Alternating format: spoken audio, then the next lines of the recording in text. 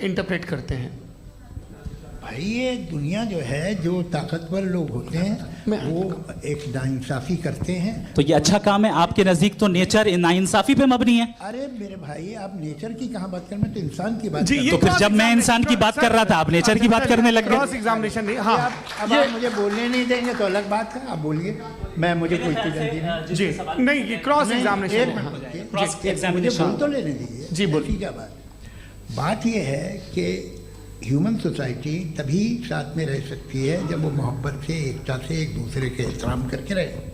इसके अलावा पॉसिबल नहीं है, अकेले तो इंसान रह ही नहीं सकता। वहाँ पर कुछ लोग हैं जो फाउल करते हैं। वो फाउल हम हमेशा से तारीख में होता आया है। आज ये हो रहा है, जो हो रहा है बहुत बुरा हो रहा है, बहुत जालिमाना है, बहुत जाबराना है। उसको आप कहें कि ये बच्चों को कॉम्पनसेशन मिल जाएगा या इसकी इंजेक्शन है, इंजेक्शन तो हेल्थ के लिए दिया जाता है। आप ये कह रहे हैं कि ये बच्चों की जो धज्जियां उड़ रही हैं ये इंजेक्शन है, ये टेस्ट है, ये टेस्ट है और उस टेस्ट में उनको ऐसा रिकॉम्पेंस मिलेगा जो आपके तस्वुर के बाहर है। ये आप 3 बरस के बच्चे को बारूद से उड़ा के टेस्ट ले रहे हैं। वाह, वो नहीं ले रहा है, खुदा नहीं उड़ा रहा है, इजराइल उड़ा रहा है। जी, ये तो उसको कंडेम अगला करें। सवाल लेते हैं। अगला सवाल लेते हैं प्रोफेसर पुरुषोत्तम अग्रवाल। मुफ्ती साहब, एक निवेदन आपसे है कि कम से कम थोड़ा सा माइक क्लोज एक रिलीजियस और फिलोसफिकल कर मैं प्लीज। एक रिलीजियस और फिलोसफिकल ट्रेडिशन है जो ब्रह्मांड को यानी यूनिवर्स को ही अंतिम मानती है। सर्वम खलु इदम ब्रह्मम, this is Chandogya Upanishad and it completely rules out the existence और नेसेसिटी, आपके शब्दों में necessity of a creator. The creation itself is the creator. तो एक मिनट प्लीज। दूसरा जो सवाल आपने अभी, जो आप बार बार कह रहे हैं कि भगवान विद्वान भी है, वाइज, सब जानने वाला, तो अगर विजडम में दुनिया भर के पापों और अत्याचारों को बर्दाश्त करना शामिल है, तो फिर इसका मतलब ये हुआ कि अगर मैं फ्री विल से उसको अपोज करता हूं तो ईश्वर की विजडम और मेरी फ्री विल में कॉन्ट्राडिक्शन है। Because when I am opposing whatever is happening in Gaza, then I am opposing the God's will और गॉड्स विजडम। जवाब लेते हैं क्योंकि तो गॉड की विजडम में, एक मिनट सर प्लीज सर, ये एक जुमला, गॉड की विजडम है कि गाजा में जो कुछ हो रहा है वो हो रहा है, मैं उसको अपोज कर रहा हूं, तो मैं गॉड की विजडम के खिलाफ जा रहा हूं। एक सवाल। दूसरा ये नहीं, आपने 2 ऑलरेडी। सर आप और सवाल कर लें, लेकिन मुझे 2 जवाब दे। पहले आपने ये कहा, सुनिए मेरी बात सुनिए। इजराइल के गॉड के मुताबिक तुम्हारा ठीक हो रहा है ना? नहीं हो रहा है, ठीक नहीं हो रहा है। मैं बता रहा हूँ क्या हो रहा है, आप तशरीफ रखिए, मैं बता रहा हूँ क्या हो रहा है। Let me complete please. एक सेकंड गाइस, एक सेकंड। ये देखिए, ऐसा है कि ये सब बड़ा आपस में विचार विमर्श के बाद ये तय हुआ था कि कुछ नियम बना लिए जाएं ताकि एक टाइम बाउंड बातचीत चले। और भाई साहब, आप बड़ा जरूरी काम कर रहे हैं लेकिन कैमरे के फ्रेम में आके उस काम को गड़बड़ कर दे रहे हैं। ठीक है गुरु, अब मेरे को कहीं का गुस्सा कहीं निकालना था, सॉरी। नहीं, कोई गुस्सा नहीं है जी। तो प्रोफेसर ने सवाल पूछे, आप उनके जवाब दें, और थोड़ा ये सब लोग थोड़ा ख्याल रखें भाई, सवाल संक्षिप्त रखें जी। आपने 2 सवाल किए। सबसे पहला ये कहा कि हमारे पास ये कॉन्सेप्ट है कि ये यूनिवर्स खुद नेसेसरी बीइंग है, creation itself is the creator. How irrational is this कि मैं एग्जिस्ट करूंगा बाद में, लेकिन अभी एग्जिस्ट कर भी रहा हूं, यानी एक ही टाइम में एग्जिस्ट भी कर रहे हैं, नहीं भी कर रहे हैं। This is not true. दूसरी चीज आपने कहा कि अगर इजराइल में, सॉरी माफ कीजिएगा, Israel doesn't exist, occupied Palestine में अगर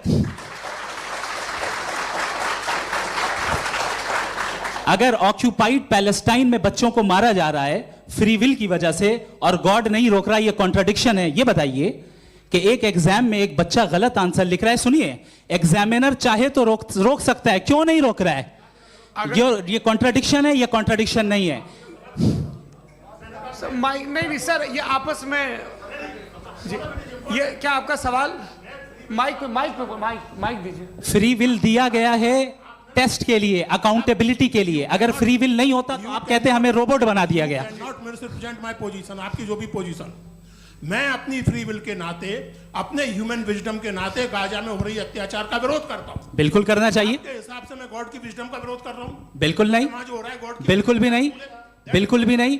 उसका वहां पर गाजा में कत्ल होना ये इंसानों के गलत इस्तेमाल का नतीजा है, फ्री विल के इस्तेमाल का नतीजा है। गॉड इसका हुक्म नहीं देता, उससे रोकता है। यही तो मसला है ना, आपके लिए कॉन्सेप्ट क्लियर नहीं नहीं भाई, आपने तो बताया था इंजेक्शन लगाने से बच्चे को तकलीफ होती है, ये इंजेक्शन लगा। सर आप ऐसे रेटोरिक स्टेटमेंट दें तब तो कोई मसला नहीं समझते रहेंगे। This is a rhetoric statement, this is not a logical argument sir. I am sorry, I am sorry. आखिरी 30 मिनट बड़े मुश्किल होने वाले हैं। जी मुफ्ती साहब आगे बैठे हैं, इनको माइक दीजिए। हाँ तरुण, माइक आप अपने पास रखिए, आपको कैमरे का फ्रेम पता है जी। सबसे पहले दोनों को मुबारकबाद। एक सर अपना आप नाम बता दें। आप अमेरिका में शिकागो में रहते हैं, इतना मुझे याद है। बताया आपको, यासिर नदीम अलवाजदी मेरा नाम है।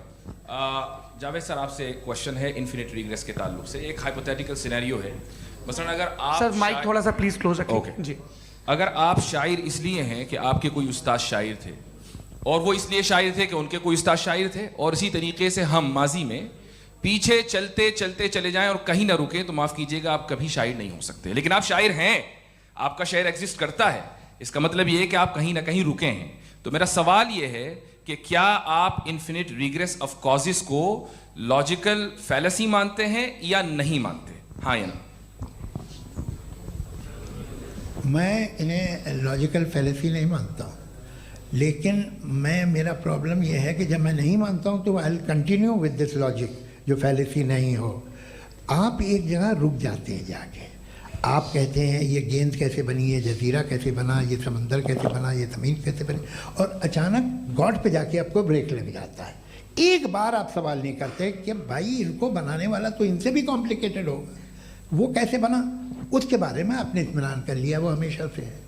तो अगर आप उसे हमेशा से मानते हैं तो फिर ये मान लीजिए कि कायनात हमेशा से है, क्या तकलीफ है? फिर हम वजूद में नहीं आते ना। जी हैं? हम मौजूद नहीं। अच्छा सर क्यों नहीं हो मैं सकते? बताऊंगा प्लीज प्लीज। जैसे मैंने मिसाल दी आपके शेर, आपका शेर कभी वजूद में ना आता अगर शायर इसी तरह चलते रहते हमेशा। जी माइक मेरे ख्याल से एक सेकंड, इन्फिनिट रिग्रेस का कॉन्सेप्ट क्लियर नहीं हो पाया, ऐसे रहने दें, लेट्स मूव ऑन सर। ठीक है। हाँ थोड़ा सा मॉडरेटर का भी ख्याल रखें। नहीं आपने तो रखा है, आपने रखा है। यहाँ पे गौहर रजा साहब हैं, वो भी एक सवाल पूछना चाहते हैं। माइक नीचे से ऑन कर दिए, नीचे। पहले तो ये कह दूं कि मैं उन बच्चों से शर्मिंदा हूं जिनको गज़ा में कत्ल किया गया, क्योंकि हमारे होते हुए कत्ल किया गया। लेकिन उससे ज़्यादा शर्मिंदगी इस बात से हुई कि मुझे लगा कि मुफ्ती साहब उसको जस्टिफाई कर रहे हैं। बिल्कुल भी नहीं, आप बहुत ही गलत। मुझे लगा मैं गलत हो सकता हूं। बिल्कुल गलत मैं है। सवाल पूछ रहा हूं, सवाल मैं सवाल पूछ रहा हूं। मैं जावेद भाई से डिसएग्री करता हूं। एक सेकंड देखिए, अगर देखिए ऐसा एक सेकंड आप सर वेट अरे आप कुछ मेरे पहले मुझे अपनी बात कह लेने दीजिए।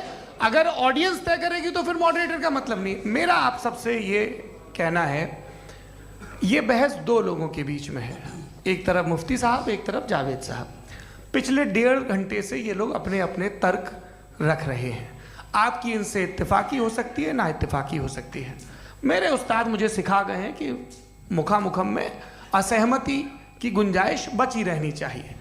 अगर मैं आपकी बहुत इज्जत करता हूं गौहर साहब, आपने जो कमाल की किताबें लिखी, साइंटिफिक टेम्परामेंट, लेकिन मेरी ये गुजारिश है आप सबसे कि यदि आप इन लोगों ने जो बोला उन पर टिप्पणियां करेंगे तो ना वक्त की पाबंदी रहेगी ना वो अनुशासन।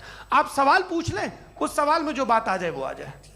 मैं जावेद साहब से डिसएग्री करता हूं, इसलिए जावेद साहब से सवाल पूछ रहा हूं। आपका सवाल जावेद अख्तर साहब से। और सवाल ये है मेरा कि जावेद साहब ने कई बार लॉजिक का इस्तेमाल किया कि साइंस में लॉजिक है और रिलीजन में लॉजिक नहीं है। मेरा ख्याल ये है कि रिलीजन में भी लॉजिक है, लेकिन उस लॉजिक की बेसिस ये है कि आप रुक जाते हैं, जिसका जिक्र जावेद साहब ने बार बार किया, यानी खुदा के तसव्वुर पे आते हुए, गॉड के तसव्वुर पे आते हुए रुक जाते हैं।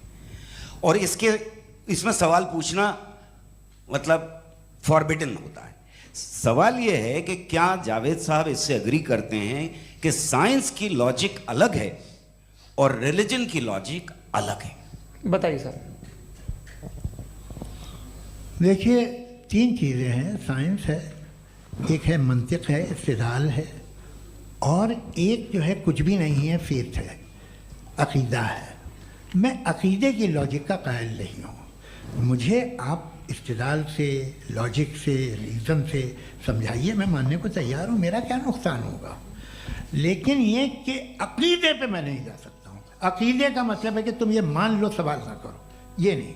आप सारी बातें करके, बड़ी साइंटिफिक बातें करके एक जगह जाके खुदा के वजूद पे रुक जाते हैं, सरेंडर कर देते हैं। मैं सरेंडर करने को तैयार नहीं। That's all.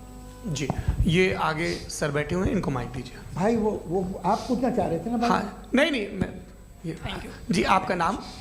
आसिम इफ्तिखार। आसिफ जी, पूछिए। सर, जावेद सर से सवाल है कि आपने माइक थोड़ा करीब रखिए। अपने क्लोजिंग स्टेटमेंट में ये बात कही थी कि मज़हब का जो फ्यूचर है वो ज़्यादा दिन नहीं जाने वाला है, लेकिन मैं देख पा रहा हूँ कि जो ऑक्सफोर्ड यूनिवर्सिटी की एक स्टडी है 2011 में हुई है, जिसके 50 एकेडमिशियंस ने इसको अंजाम दिया था, उसमें वो ये कहते हैं कि जो फेथ इन गॉड है वो इनबिल्ट है ह्यूमन नेचर के अंदर, जिसको हम कहते हैं फितरत के अंदर शामिल है वो। और वो ये कहते हैं कि अगर कोई ये समझता है कि मज़हब को वो ख़त्म कर देगा तो ये उसकी गलत फहमी है। तो आप इसके बारे में, इस स्टडीज़ के बारे में क्या कहते हैं? ठीक है, मैं उनसे एग्री नहीं करता हूँ। वो कौन से प्रोफेसर होंगे? ऐसा उनके क्या पास डेटा है, इन्होंने डेटा के बेस होगा। डेटा क्या हो सकता है? फ्यूचर का डेटा तो नहीं हो सकता ना उनके पास, प्रेजेंट का डेटा हो सकता है। डेटा आपने सुना 100 साल पहले का बाद का डेटा? मैंने तो नहीं सुना आज तक। तो आज उनकी ये राय है और होगी राय, ठीक है। दुनिया में तरह तरह की राय है लोग, लेकिन मैं समझता हूँ कि वक्त के साथ इंसान ज़्यादा से ज़्यादा रीज़नेबल और लॉजिकल होता जा रहा है। आज आप देखिए वेस्टर्न यूरोप में क्या परसेंटेज है नॉन बिलीवर्स की, बहुत हाई। वहाँ चर्च खाली पड़े होते हैं। तो अल्टीमेटली तो इंसान कोई ऐसी बात बहुत अरसे तक नहीं मान सकेगा, चाहे गलत या सही, जो उसे, उसके दिमाग को, उसके जहन को, उसके लॉजिक को अपील न करे।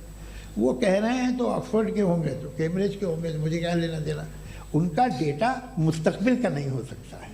जी, दीपक, हाँ पूछिए। मैं आऊँगा, अभी पीछे की साइड भी आऊँगा, माइक वहीं भेजूंगा 2-3 साल के लिए। जी जावेद साहब, आपसे सवाल है। नमस्ते। अरे भाई सर, अगर आप ही लोग को तय करना है तो फिर 200 लोग तय कर लें। ये एक साथ पूछ नहीं रहे सर, हैं। Please don't do this sir everybody has a right sir, but we can only take Okay. Selected questions. No sir, अरे ये भाई, यंग लोग आराम भी से। हैं तो इनकी ये एक अब बात उतने यंग, सुनिए। भाई आप यंग हैं कि नहीं हैं? एक मिनट, वो कह रहे हैं वो भी आइए, यंग हैं पूछ रहे हैं ना साहब, भाई। आप उनकी नौजवानी पर दावा उनको ही करने थे। हाँ मुफ्ती साहब, आप यंग, हाँ पूछे। अरे भैया सर, मेरा सवाल ये है। कुछ इनसे भी तो पूछो। जी हाँ। नहीं, बस आपसे एक सवाल है। जैसे थीस्टों के पास, अपने जो ईश्वर को मानते हैं, उनके पास अपने सोशल गेट टुगेदर्स हैं। 5 रोज़ा क्रिसमस आने वाला है, होली है, दिवाली है, ईद है। एथिस्ट क्या ऑफर कर रहे हैं? मतलब मैं इनकी दुकान से बोलूँ, मैं आना चाहता हूँ उस तरफ, पर मैं अट्रैक्ट नहीं हो पा रहा हूँ। मैं सोशल गेट टुगेदर्स क्या है आपके पास? वो ये कह रहे हैं कि जो धार्मिक लोग हैं, अलग अलग धर्म के लोग, उनके उत्सव त्योहार, वही कॉन्ग्रीगेशन की बहुत बात। हैं। अब आपको मैं एक सुनाता हूँ, यहाँ हिस्टोरियन भी बैठे हैं। मृदुला जी, आप बताइएगा सही है क्या? ये एक कॉन्स्टेंटाइन, एक ग्रीक रोमन बादशाह था, जो क्रिश्चियनिटी आने के 400 साल बाद उसने डिसाइड किया कि मैं क्रिश्चियन हो जाऊंगा, मेरी पूरी स्टेट कैंसिल हो जाएगी। उस ज़माने में ऐसे ही होता था, राजा जो धर्म इख्तियार करता था वो जनता भी कर लेती थी, इसलिए कि वो हो गया था बैंकरप्ट। और उसे जो मेडिटेरियन कोस्ट के रिच क्रिश्चियन वो थे मर्चेंट, उससे पैसा चाहिए था। तो उसने कहा यार क्रिश्चियन हो जाओ। तो उसने अपने वजीर से कहा कि भाई ये हिस्ट्री है कि अब हम लोग क्रिश्चियन हो जाते हैं। कहते सर हो जाएंगे, कोई प्रॉब्लम नहीं है, लेकिन एक प्रॉब्लम ये है कि 17 दिसंबर से 25 दिसंबर तक जो पेगन फेस्टिवल होता, जो पेगन्स थे वो लोग, जो फेस्टिवल होता है वो बंद हो जाएगा, इसलिए कि हम क्रिश्चियन हो गए तो होगा नहीं। तो वो बच्चों को बहुत बुरा लगेगा, पब्लिक को बहुत इन्जॉय करते हैं, ख़ासतौर से 25 तो मेन डे। उसने कहा हाँ ये तो सही कह रहे हो, ये जीसस क्राइस्ट की पैदाइश कब थी? कहते साहब वो अप्रैल में थी। नहीं, कट करो, वो 25 दिसंबर को है। ये हकीकत है जी। और 400 साल बाद क्रिश्चियनिटी के अप्रैल से दिसंबर ले आए, और इसलिए कि यहाँ पेगन फेस्टिवल होता था। अब मनाते हैं आप आराम से। ये जो सारे फेस्टिवल हैं, ये रिलीजन से, हर एक को एक इंटरटेनमेंट डिपार्टमेंट चाहिए होता है अपनी कंपनी चलाने के लिए। तो ये रिलीजन ने, ये सेकुलर त्यौहार थे जिन्हें रिलीजन्स ने ले लिया है। ये मौसम के थे, फसलों के थे, किसानों के थे, उसको आपने लेके रिलीजियस रंग दे दिया। ये कोई रिलीजन से थोड़ी आए। आप अच्छा हमें देखिए, हम तो मुल्द हैं, हम ईद मनाते हैं, हम दिवाली मनाते हैं, हम होली मनाते हैं, हम क्रिसमस मनाते हैं। बम्बई की फिल्म इंडस्ट्री की सबसे बड़ी होली हमारे घर में होती है, सबसे बड़ी ईद हमारे घर में होती है। वो हमारी सोशल वो है, हमारा हेरिटेज है। ऐसा थोड़ी है कि we will throw the baby along with the water. ये तो अच्छी चीज़ है, इन्हें रखो, जो बेकार है फेंक दो। जी हाँ, हेलो जी, मेरा सवाल नादवी जी से है। जैसा कि आपने बोला कि गॉड टाइम के भी परे हैं और गॉड इतनी कॉम्प्लेक्स चीज़ है कि उसे ह्यूमन, नादवी जी से है। जैसा कि आपने बोला कि गॉड टाइम के भी परे हैं और गॉड इतनी कॉम्प्लेक्स चीज़ है कि उसे ह्यूमन माइंड समझ नहीं सकता, और गॉड ने अर्थ पे फ्री विल भी दे दी है, तो आप अपना वक्त ज़ाया क्यों कर रहे हैं गॉड के बारे में बात करके? अपन को तो बात करनी चाहिए कि सोसाइटी को बेहतर कैसे करें। जी मैं गॉड वही बताता है सोसाइटी को कैसे बेहतर करे। अभी मैं आपका जवाब देता हूँ। आपने कहा कि टाइम पे वो एग्जिस्ट नहीं करता, सो नहीं, मेरा सवाल ये है कि जैसा आपने बोला कि गॉड बहुत ही कॉम्प्लेक्स चीज़ है। मैंने और कहा ही नहीं कि कॉम्प्लेक्स है, तो आपके अल्फाज हैं। कॉम्प्लेक्स का लफ्ज गॉड के लिए सुइटेबल नहीं है। क्यों?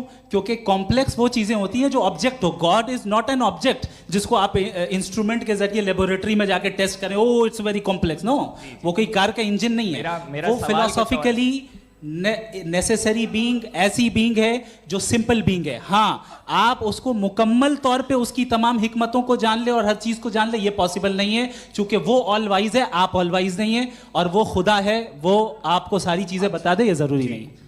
मेरा सवाल ये नहीं था, मेरा सवाल ये था कि जब गॉड इतना परे है इस दुनिया से कि उसने अर्थ पे फ्री विल भी दी है, हम सब ह्यूमंस की फ्री विल है, और जो सोसाइटी में हो रहा है वो अपन लोग डिसाइड करेंगे, तो अपन लोग डिसाइड नहीं करेंगे ना, अपन लोग डिसाइड नहीं करेंगे। गॉड जो है, गॉड ने वो उसकी जात, उसकी एग्जिस्टेंस टाइम एंड स्पेस से परे है, लेकिन वो हमारा टेस्ट ले रहा है और उसी गॉड ने हमें बताया कि तुम्हें क्या करना है क्या नहीं करना है, तो जाहिर है उस गॉड की बात सुनेंगे ना हम। जी वो पीछे एक चश्मा लगाए जो मैम खड़ी हैं, उनको दीजिए। हाँ आप जी जी बिल्कुल आएंगे। देखिए मैं कोशिश कर रहा हूँ सब तरफ जाने की। हाँ उनको दीजिए माइक। जी हेलो सर, मैं ओमनी प्रेजेंट नहीं हूँ, टाइम पाबंद हूँ और जहाँ तक कोशिश कर सकता हूँ करूँगा। जी अपना नाम बताइए। मेरा नाम उर्सुला है, मैं दिल्ली यूनिवर्सिटी की एक स्टूडेंट हूँ और मैं स्टूडेंट फेडरेशन ऑफ इंडिया से हूँ। मेरा सवाल मुफ्ती जी से है कि इस हॉल के इस कमरे में बैठ के हम लोग रेप की मोरालिटी के बारे में फिलोसफिकली बात तो कर सकते हैं, बट असलियत ये है कि रोज़मर्रा की ज़िंदगी में औरतें रेप के थ्रू गुजरती हैं, और हम लोग सिर्फ नंबर्स पे इस तरह नहीं देख सकते, क्योंकि कितनी औरतें हैं इन कंट्रीज़ में जहाँ पे आप बता रहे हैं कि केसेस कम हैं, जिनका एक्सेस है कि वो जाके केस फाइल कर सकें। कितनी औरतें हैं जो जिनको काम करने की आज़ादी है उन कंट्रीज़ में। यूरोप में ये आज़ादी आ गई, यूरोप में ये रूल्स आ गए, तो हम आज उसके बारे में बात कर पा रहे हैं। जी जवाब। आपने ये कहा कि कमरे में बंद होकर हम लोग इस पर फिलोसफिकली बात कर सकते हैं, लेकिन हकीकत में क्या हो रहा है, वो ग्राउंड लेवल पे क्या हो रहा है जो बहुत गलत हो रहा है, और वो सफ़र कर रही हैं। आई एग्री, बहुत गलत हो रहा है, और जो गलत हो रहा है उसको हमें रोकना है। और क्यों रोकना है, वो गलत क्यों है? हमारे पास इसका ऑब्जेक्टिव फाउंडेशन है, इनके पास उसका ऑब्जेक्टिव फाउंडेशन नहीं है। मैं ये कहना चाह रहा हूँ कि जहाँ पे भी जुल्म हो रहा है, जहाँ पे भी औरत पे जुल्म हो रहा है, या उसकी इज्जत लूटी जा रही है, या उसे तकलीफ पहुँचाई जा रही है, और सिर्फ औरत नहीं, किसी इंसान के ऊपर भी जुल्म हो रहा है, तो उसके खिलाफ खड़ा होना, ये मॉरलिटी हमारे पास गॉड के पास से आई है। वरना जावेद साहब तो कह रहे हैं कि जो है मेजॉरिटी डिसाइड करेगी, तो मेजॉरिटी तो कभी भी बदल सकती है।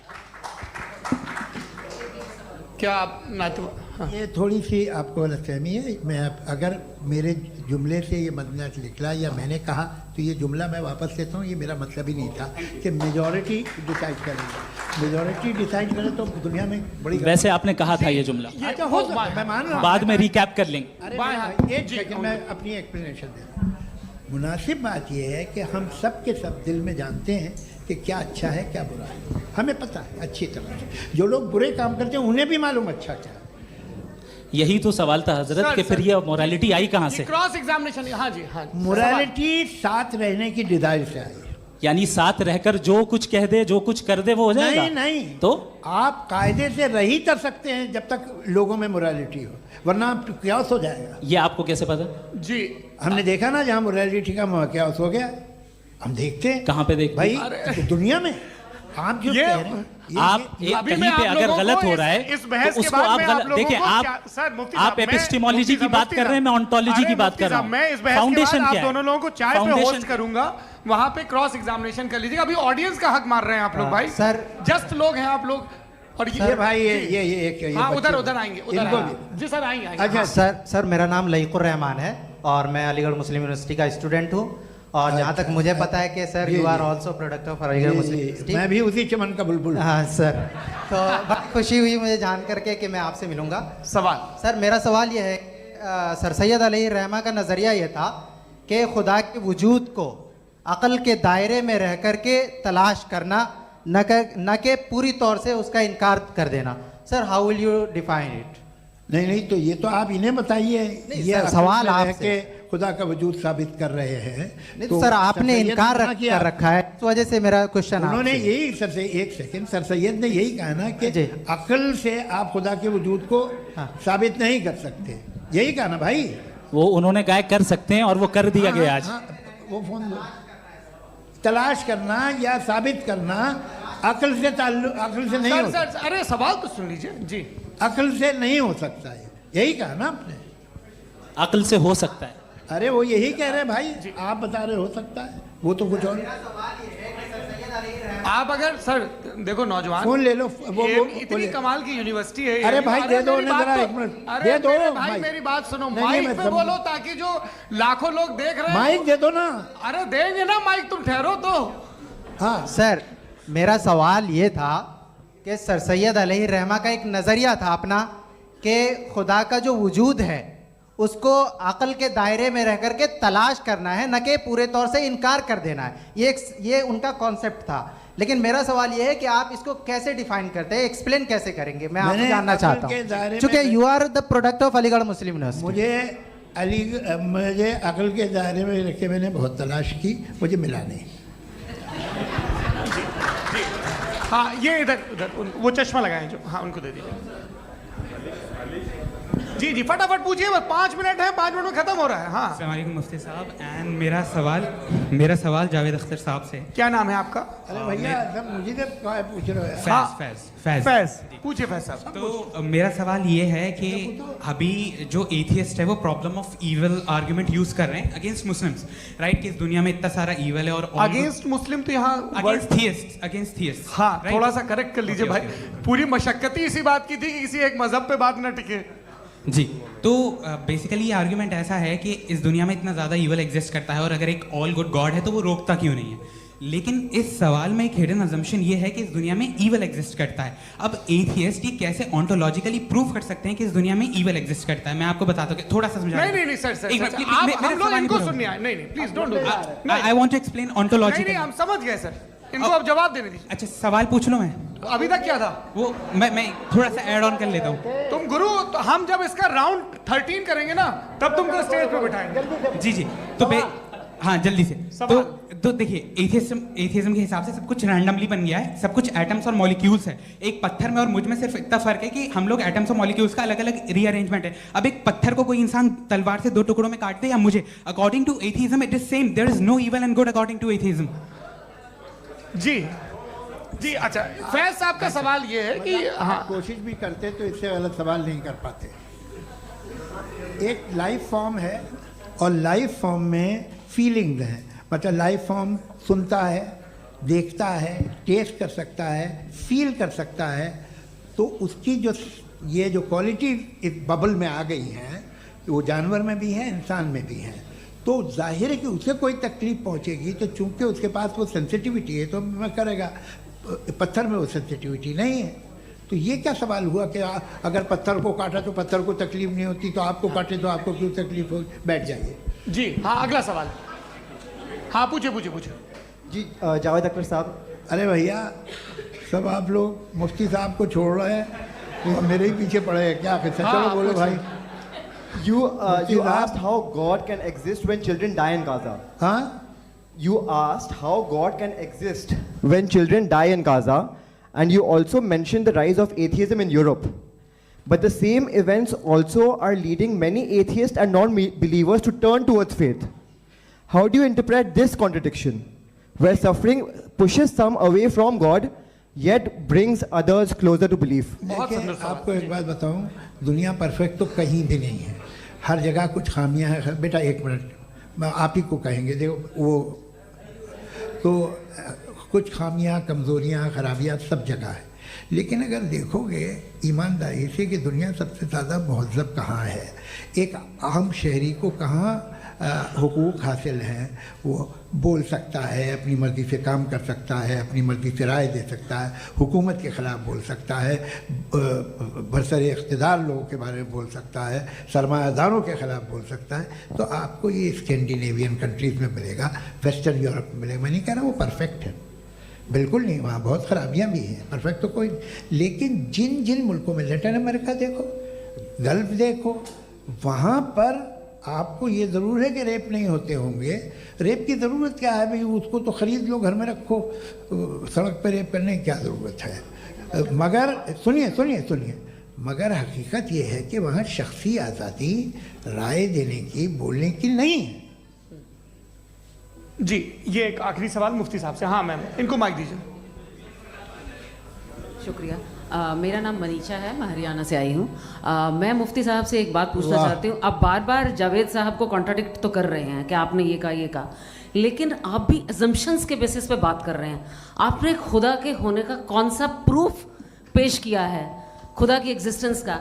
अब इस सवाल को अलग रहने दीजिए, कौन एथीस्ट है कौन नहीं है। और दूसरी बात जो आपने एक छोटी सी कही थी कि ये फ्री विल का इस्तेमाल करता है इंसान अपनी, लेकिन इस फ्री विल का इस्तेमाल में मतलब खुदा ने ये दे दी सबको ये इजाज़त कि वो कितना घिनौनापन और कितने ज़्यादा ख़राब से ख़राब तरीके इस्तेमाल कर सकते हैं। जब आप सुनते हैं जी, आप फ्री विल को मानती हैं ना, या आप कहती हैं कि फ्री विल नहीं है ना, मानती है ना?